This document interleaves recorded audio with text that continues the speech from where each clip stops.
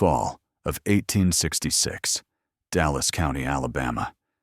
The war had ended on paper, but the land around the old handsome place still looked like it belonged to a beaten army. Split fences, half-burned sheds, cotton stalks left standing like bones. The big house was empty most days, its windows dark, while the former quarters had turned into tight cabins for people who were now called free and still worked the same soil, only under contracts instead of chains. In one of those cabins, with raw boards still weeping sap, lived Ruth Mayfield and her daughter. According to the Freedmen's Bureau register, the girl was 5, maybe 6. Ruth didn't know her exact birthday. She remembered only the winter of hunger and blue coats in the distance. On paper, the child belonged to the new time. In Ruth's arms, she was small as a year-old. Sarah's limbs were rounded and light, her fingers still with that soft curl of early childhood. When she stood, her head barely reached Ruth's hip, but her eyes didn't match the rest of her. They followed conversation, weighed faces.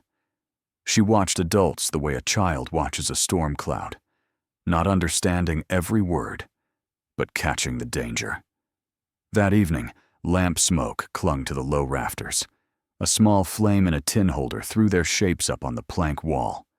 Ruth sat on the floor, encouraging Sarah to walk toward her. "Come on now, honey. One foot, then the other," she coaxed, hands out. Sarah pushed herself up, wobbling. Her real body managed a hesitant step, then another, knees shaking, almost dropping back onto her bottom. On the wall behind her, the shadow didn't wobble. In the lamplight, the dark outline took 2 clean strides, as if the legs belonged to a girl 3 times that age. The shoulders were narrower, the neck longer. When Ruth gasped, Sarah's shadow seemed to turn its head, like an older child glancing over a shoulder to check who was watching. Aunt Millie, sitting by the hearth with a rag around her hair, saw it too. She had delivered more babies on that land than she could count, cut cords by candle stub, washed new life in cold water while overseers slept. She knew what rickets looked like, what starvation did to small bones. This wasn't that. "She movin' slow," Millie breathed, barely opening her mouth. "But that shadow, that one already in a hurry." The neighbors who had come by with news and worries pretended to focus on their cups of chicory coffee. No one remarked aloud. Post-war Alabama was no place to speak freely of odd children. White men were still riding by at night, now under talk of regulation instead of patrols, and they needed very little excuse to decide a black cabin housed witchcraft or rebellion. Outside that cramped circle, another pair of eyes noticed. A few days later, a young white man rode into the settlement with a carpet bag and a government badge pinned awkwardly inside his coat. James Collins, assistant agent for the Freedmen's Bureau, had been sent to count contracts and complaints. He walked the row of cabins, hat in hand, clipboard under his arm, asking about wages, rations, missing relatives. At the Mayfield's door, he paused. Ruth shifted Sarah on her hip, embarrassed by how light the child still was. "She's how old?" Collins asked, pen ready. "Born for freedom," Ruth said. "She's supposed to be 6, I reckon." He blinked, taking in the small body, the old eyes. From the yard, one of the men called out with weary humor, "Her body stay a baby, mister, but her shadow growin' with us all." There was a ripple of nervous laughter. Collins smiled thinly, noted her age and name. Later, in the margin of his notebook, below a list of acreage and complaints, he added a single line. "Unusual child on handsome place tract. Growth appears arrested. Locals speak of aging shadow, likely superstition." That one sentence would end up on a reel of microfilm a century later. At the time, it was just ink drying in the heat. That night, the air turned colder. Far off on the packed dirt road, Ruth heard the distant clatter of hooves, men talking low, a dog barking and then choking off. She lay rigid on her pallet, every muscle remembering the old patrols that came without knocking. Beside her, Sarah slept, curled tight, thumb near her mouth, breath soft. The lamp had been turned down to a faint ember. Most of the light in the cabin came from the thin, colorless moon. On the far wall, where the boards didn't quite meet, their shadows should have been nothing more than smudges. Instead, Ruth saw two figures. One was what she expected, a small bundle near the floor where Sarah's body lay. The other sat upright beside it, knees drawn up, arms around her legs.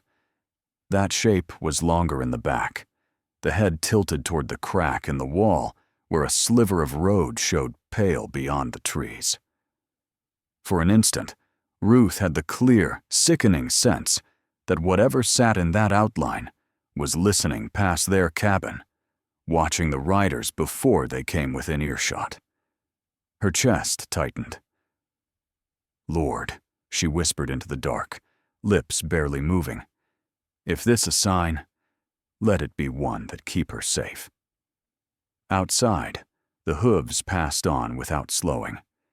In the stillness that followed, the taller shadow seemed to lean a little closer to the child on the floor, like someone keeping watch.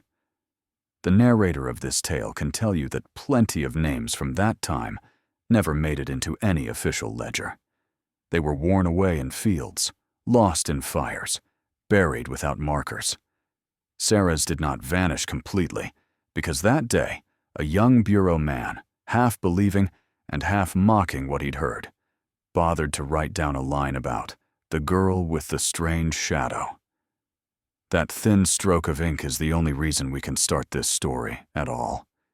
Before the war ended, before anyone spoke the word freedom, where Ruth could hear it, Handsome Place still ran on the same cruel clock it always had. Dawn horn, fields, dusk, lash, prayer in whispers.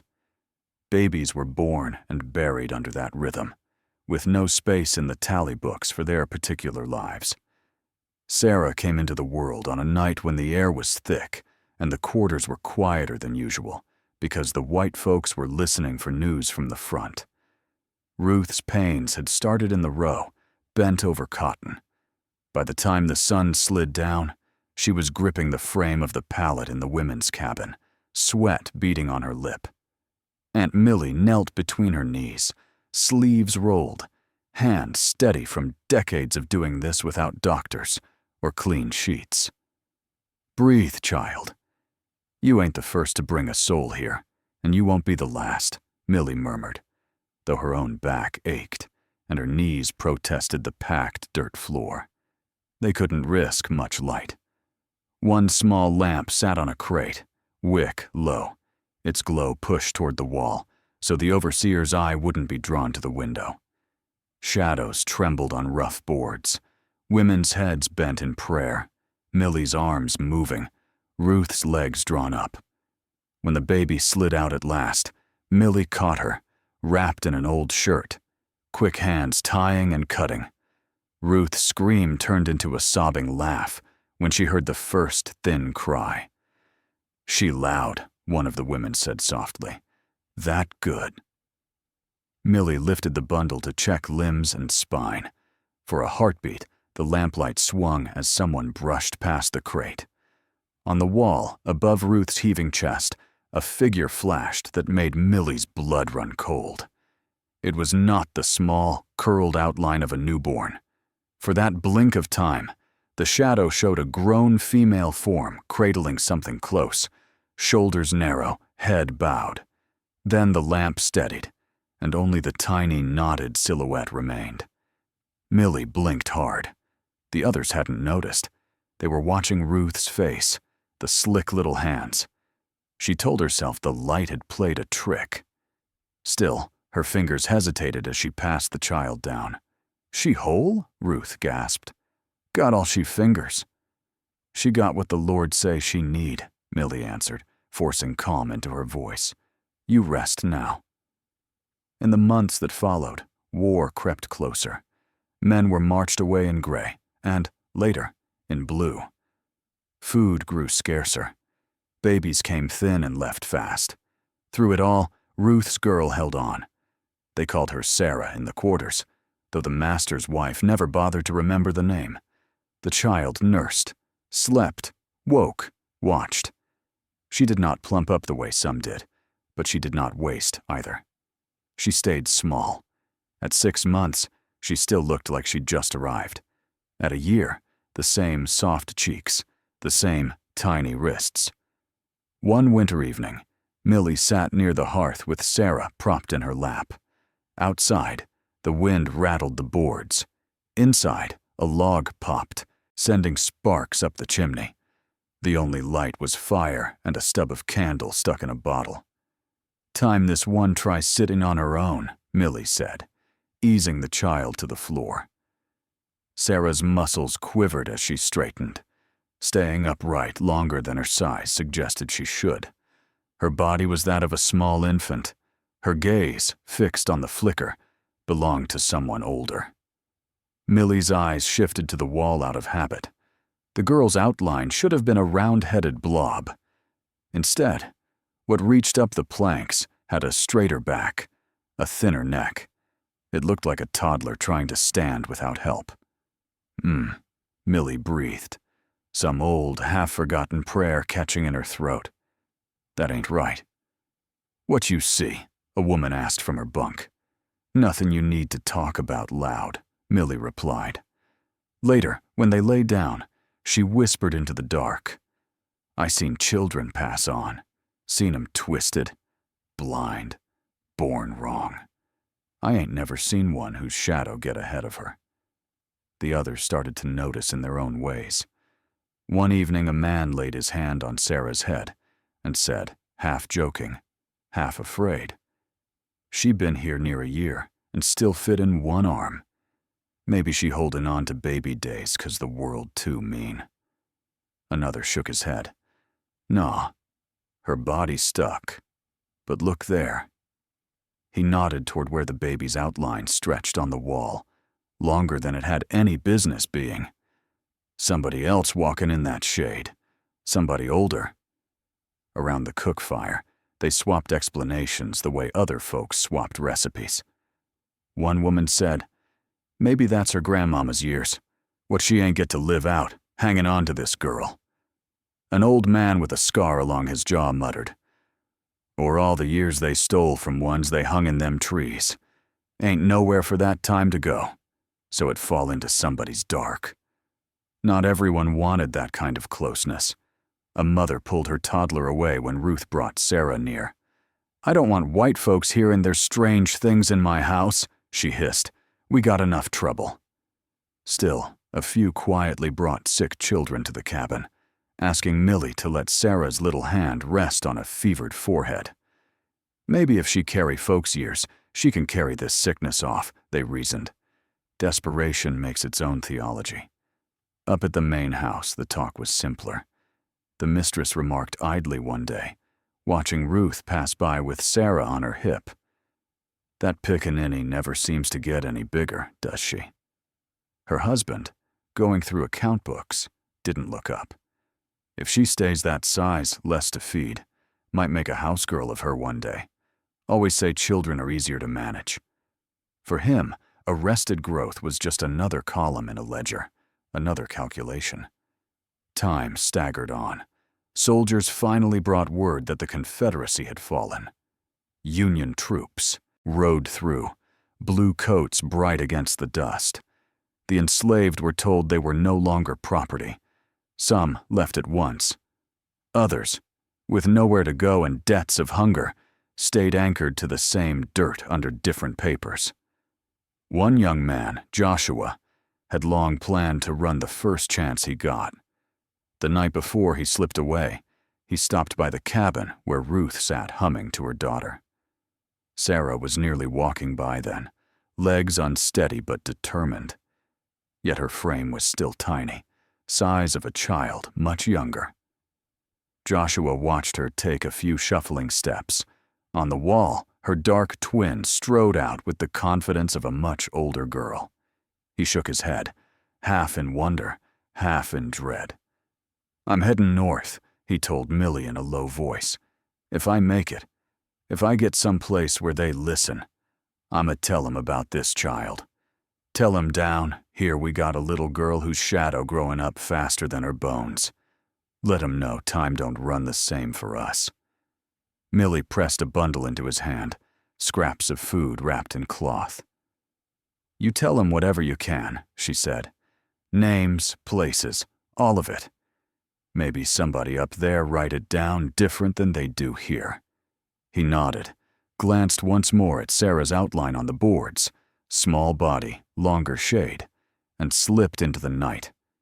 Years later, in some North Side tenement or drafty church hall, a black man with Southern vowels would recount to anyone willing to listen that back on a place called Handsome, there'd been a baby whose shadow belonged to another age.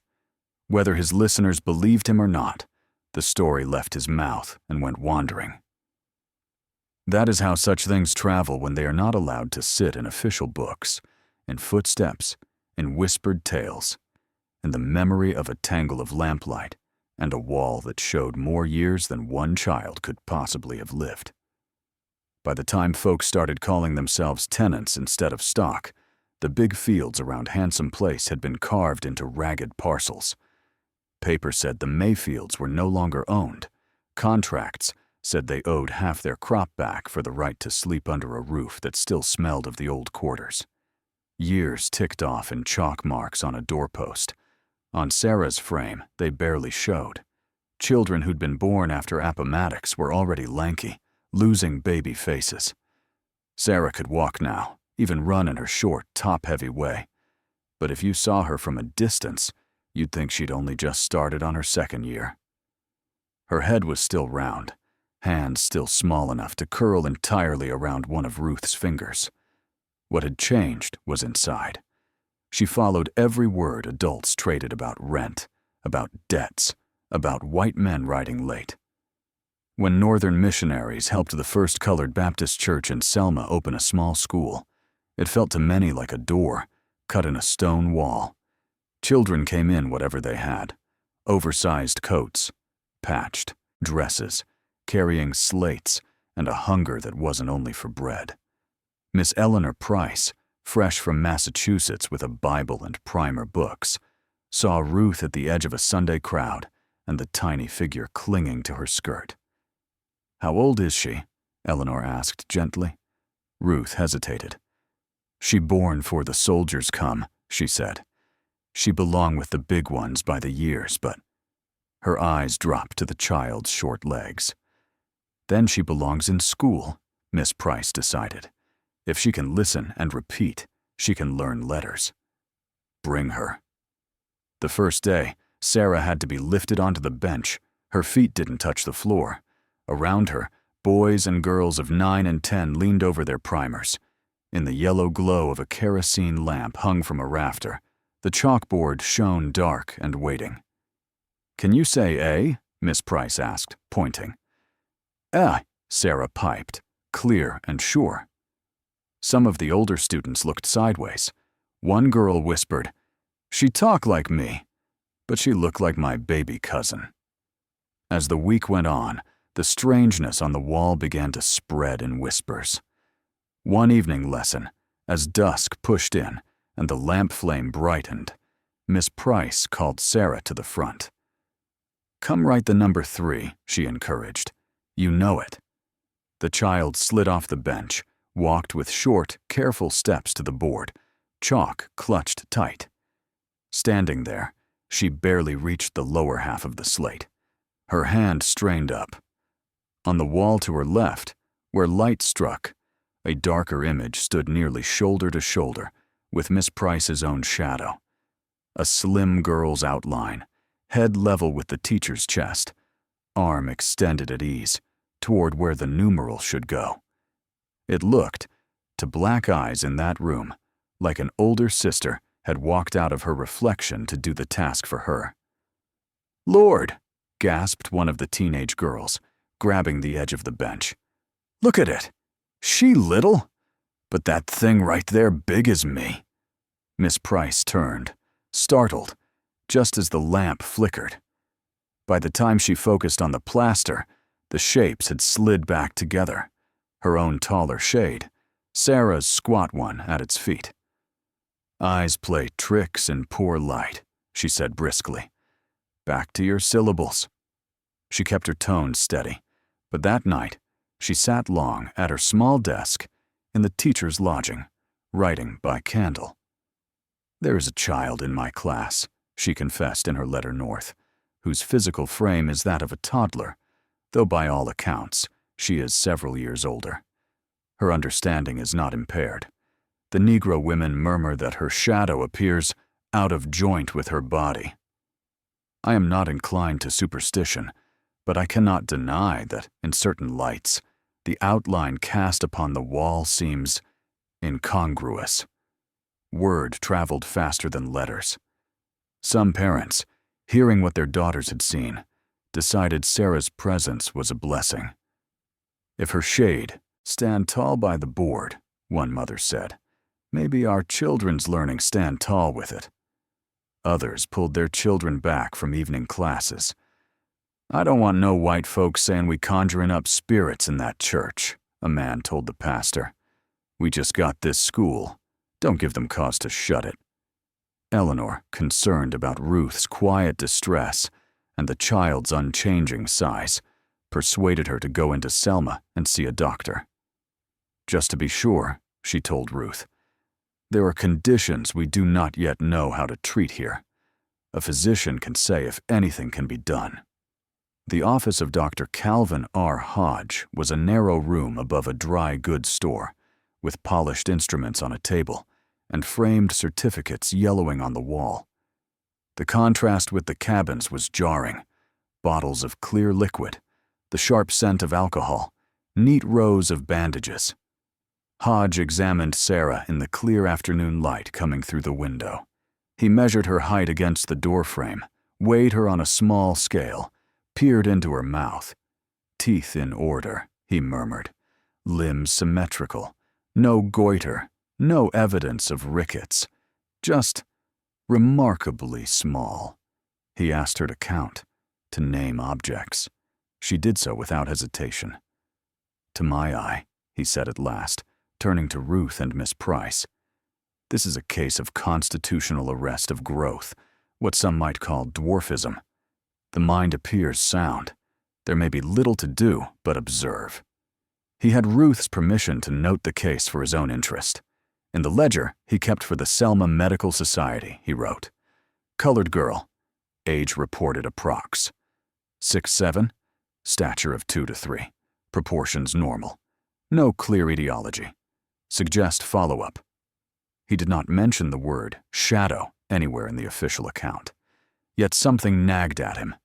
As Ruth bundled Sarah's shawl and they prepared to leave, a cloud moved across the sun. The light that had been blunt and vertical slanted, catching the girl from the side.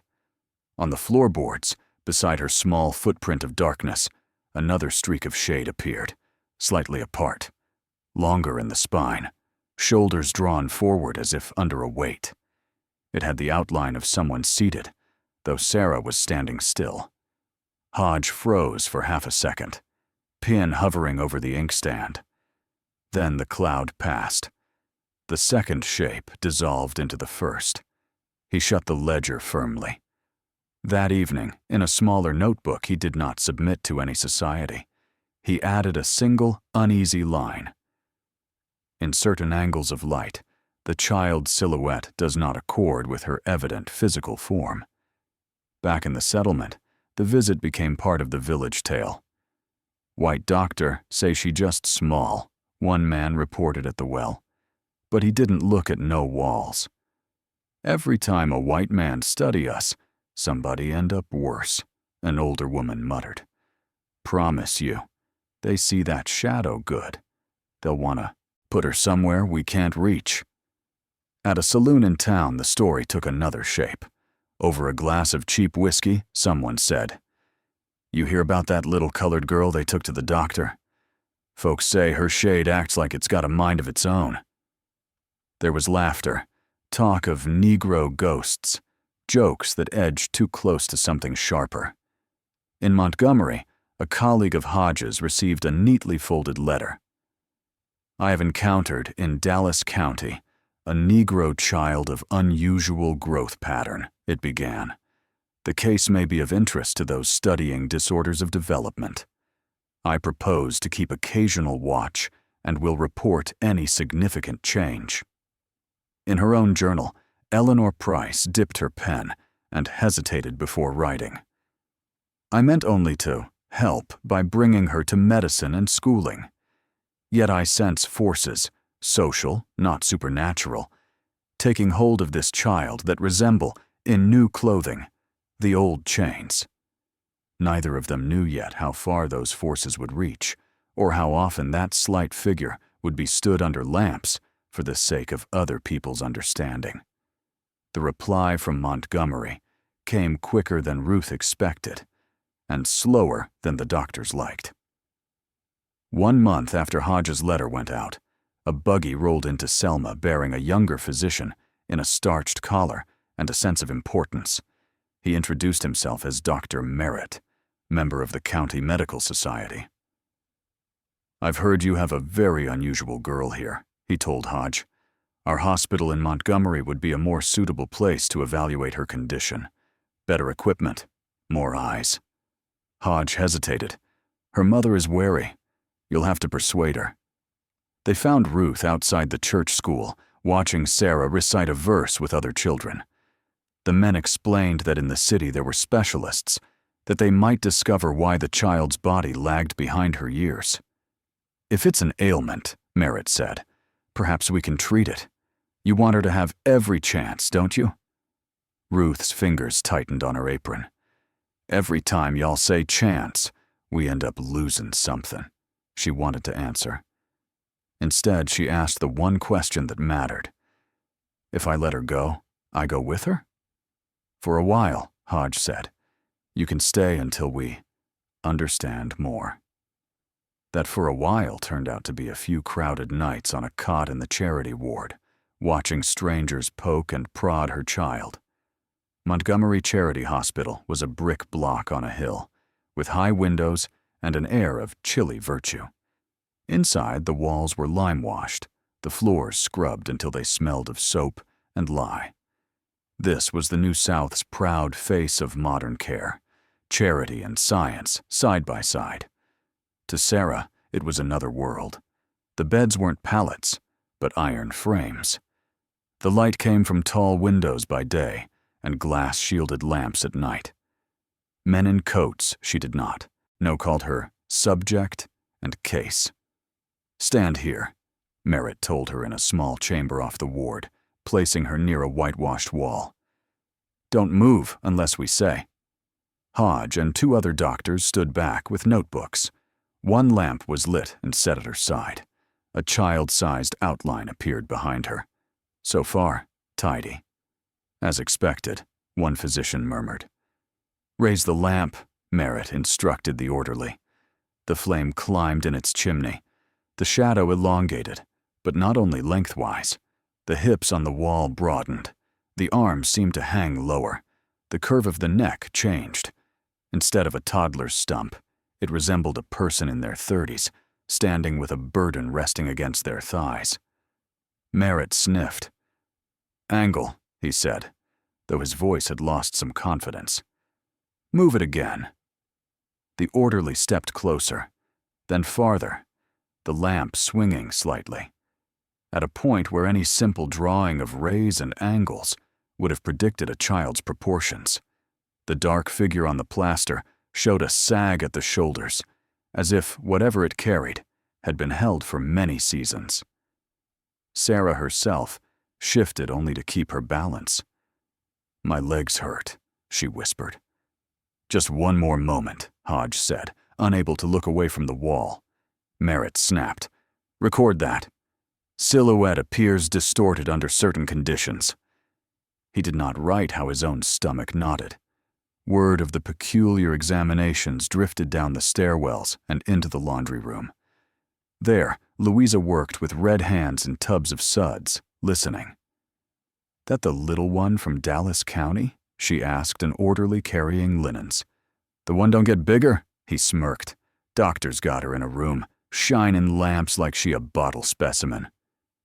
That night, when the building quieted and only the low moans of patients and the rattle of carts remained, Louisa slipped into the girl's ward. Sarah lay awake, eyes too wide. Ruth dozed on the chair beside her, chin on her chest. "You all right, baby?" Louisa whispered. "My bones feel old," Sarah said, grasping for a word she had learned from church readings. "Like they've been here long time." Louisa lit a single candle and set it on a crate. The low flame cast their marks up onto the wall. Sarah's small form was clear on her pillow, but directly above, overlapping and then sliding to the side, another mark emerged. A bent back, neck slightly forward, as if a woman sat keeping vigil.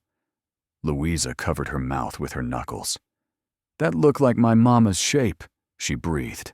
"They worked her, till she folded just like that. Is that you, Ma? You sittin' with this child now?"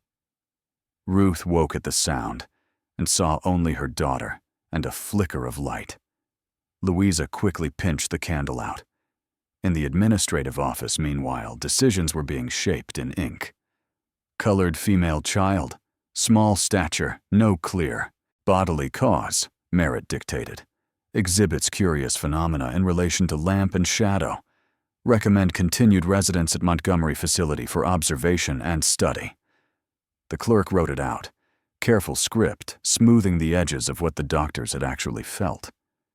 Eleanor Price, visiting from Selma to see how her former pupils fared, happened upon that draft on a desk while waiting in the corridor.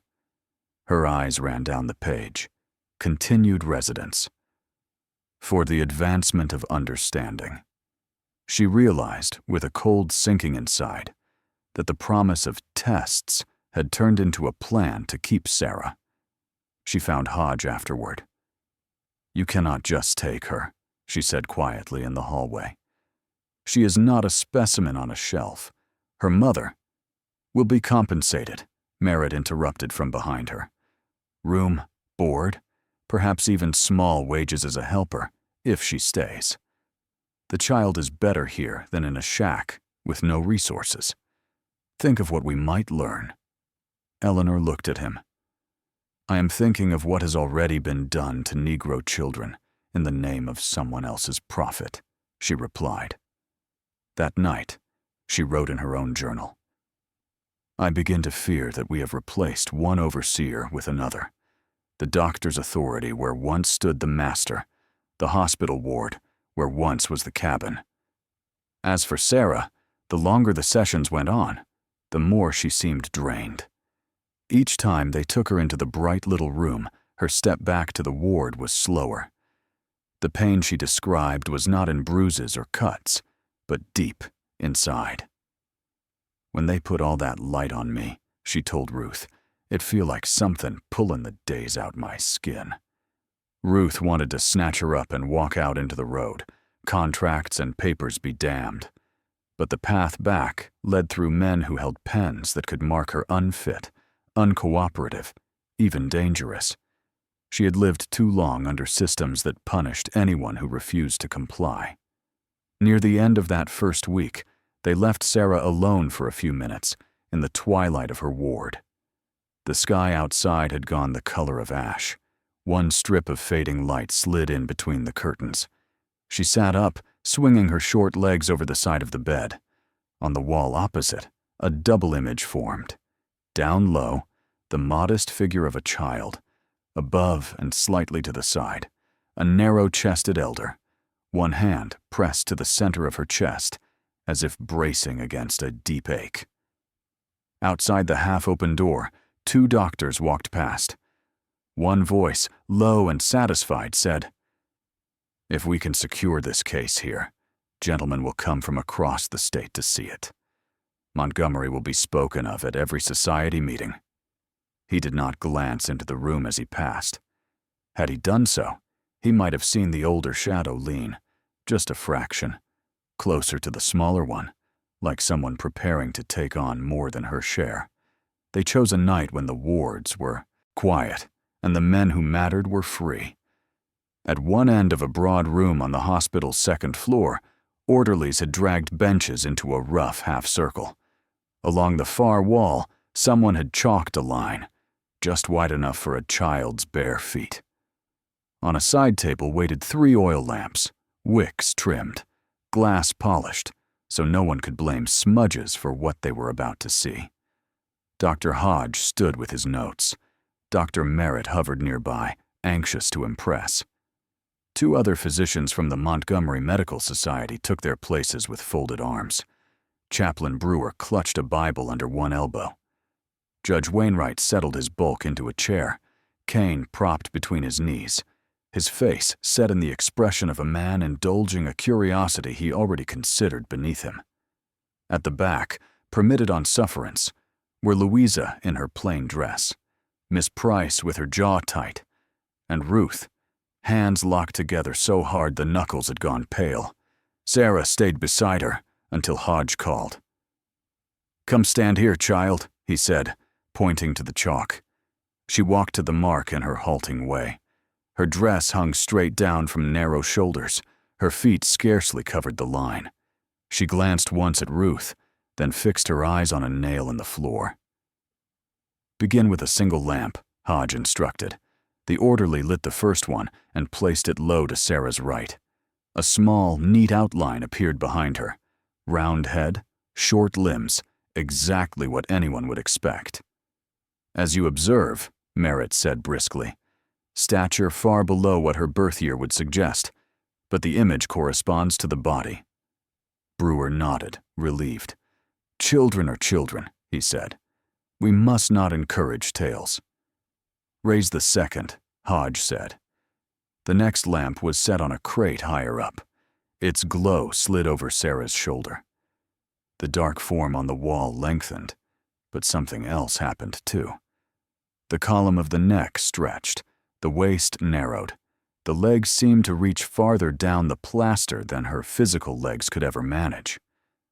"That looks like a girl near womanhood," one of the visiting doctors muttered before catching himself. "There must be some trick of curvature." "Alter the arrangement," Merritt ordered, voice sharper than before. The third lamp was lit, its flame turned up bright, and moved so it shone almost from behind Sarah. The 3 lights interwove. On the wall, the small child shape wavered, thinned, and then, with a slow, sickening clarity, resolved into the form of an adult woman standing upright, arms slightly bent, as if supporting something heavy across the thighs. Ruth let out a sound that was almost a moan.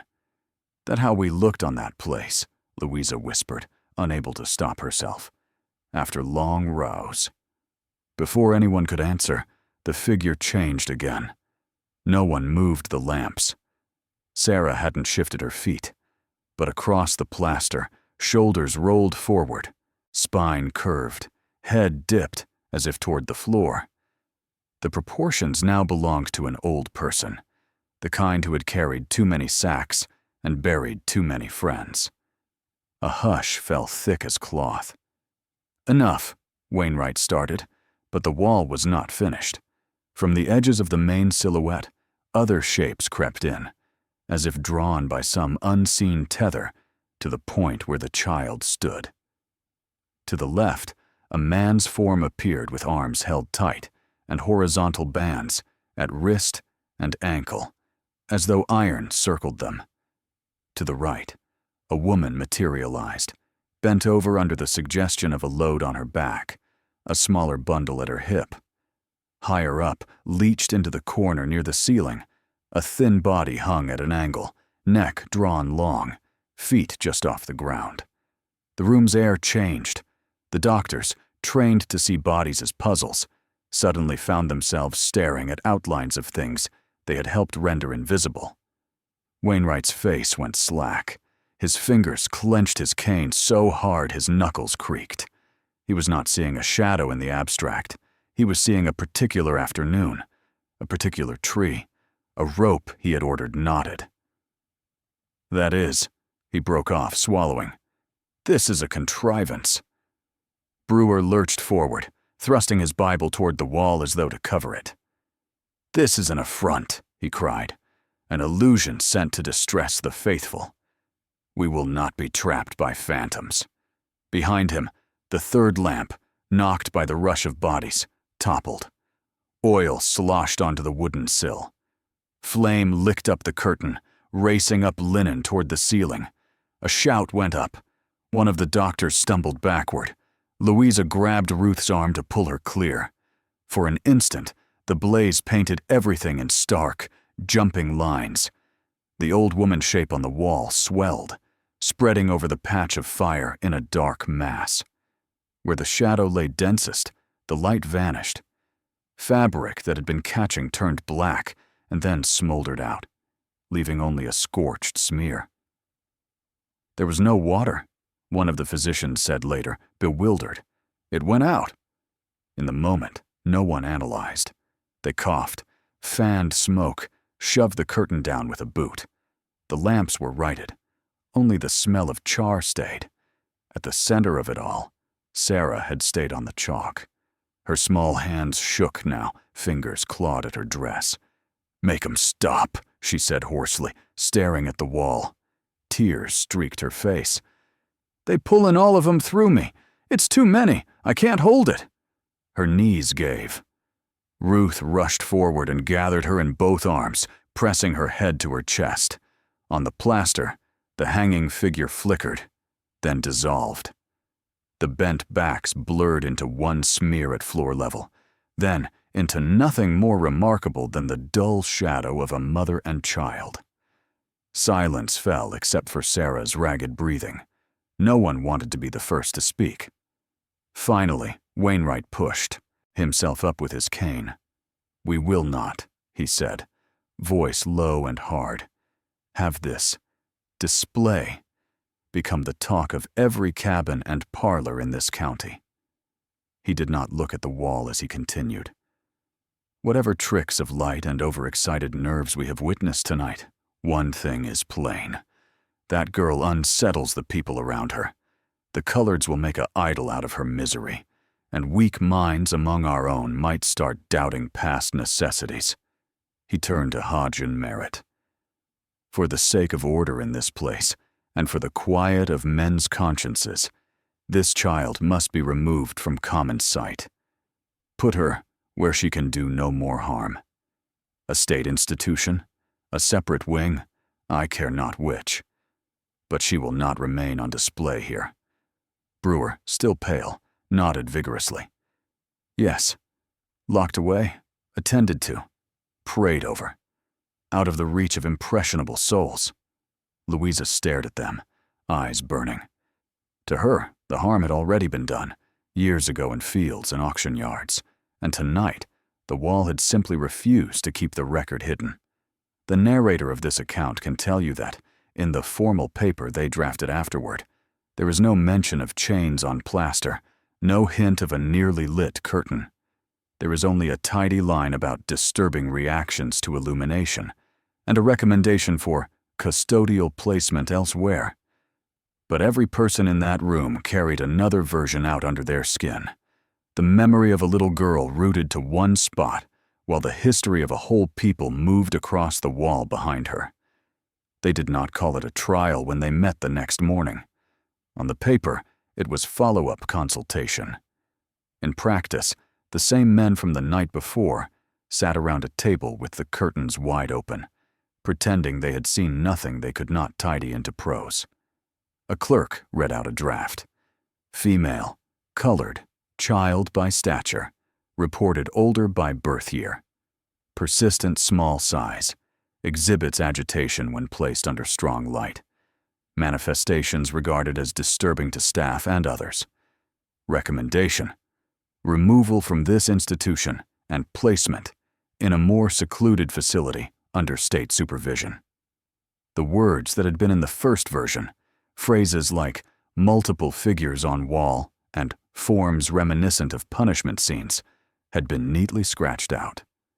The judge tapped them with his cane until the clerk blotted them away. "We do not need poetry," Wainwright said. "We need something that will not come back on this town." Chaplain Brewer added a sentence about spiritual care in whatever place she was sent. No one asked Ruth for her opinion. When they finally brought her in, it was only to tell her that the state would now be taking responsibility for the girl's well-being. "Taking her where?" Ruth asked. "To a hospital near Tuscaloosa," Hodge said, unable to meet her eyes. "They have more space. She will be quiet there."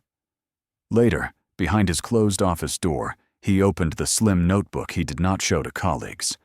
In it, he wrote, "After last evening, I can no longer pretend we have merely a medical curiosity. The images that appeared when that child stood under our lamps were not of her alone. They were of labor, confinement, execution. Whatever the cause, the effect was to make past violence visible. The response of the authorities is to bury the witness." Eleanor, packing her trunk for a posting back north, slipped a thin bundle of pages into the bottom. Copies of her letters about Sarah, a sketch she had made from memory of the way the wall had looked, and one line at the end. "They are sending her away, as they did so many others. I fear they believe that if they move the body, the shadow will not follow." The state caravan came on a gray morning. Ruth was allowed to ride as far as the edge of Montgomery. By the time the cart rolled through the gates of the asylum miles away, whatever we could know about Sarah's later days would shrink to a handful of mentions in ledgers. Initials, a bed number, a year of admission half rubbed out. The building itself remembered, even if the books were thinned. In the 1930s, when the federal government hired writers to record the memories of people who had been born in bondage, one such worker sat in a cramped kitchen with an elderly woman who had once scrubbed floors in that asylum. On the typewritten page, she becomes Old Colored Woman, approximately 78.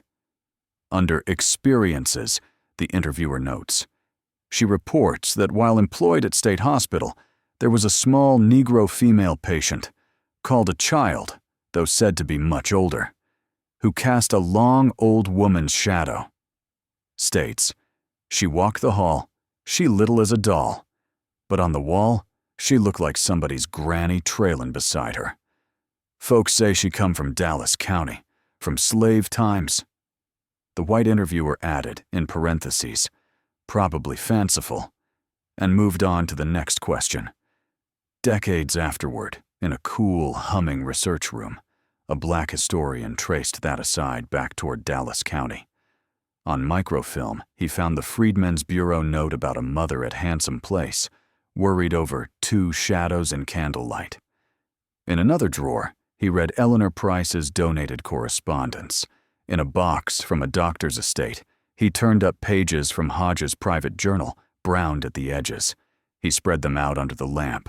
A government agent's scribble about an unusual child, a mission teacher's troubled sentences, a physician's reluctant confession, the WPA transcript with its little as a doll and granny on the wall. Separate, they looked like oddities. Together, they formed the outline of one life stretched between war's end and Jim Crow's height, a life in which the calendar moved but the flesh did not, while the darkness it cast carried the years. He wrote an article few outside his field ever saw. He also recorded a talk in simpler language and let it circulate beyond the academy. That is the version you have been listening to.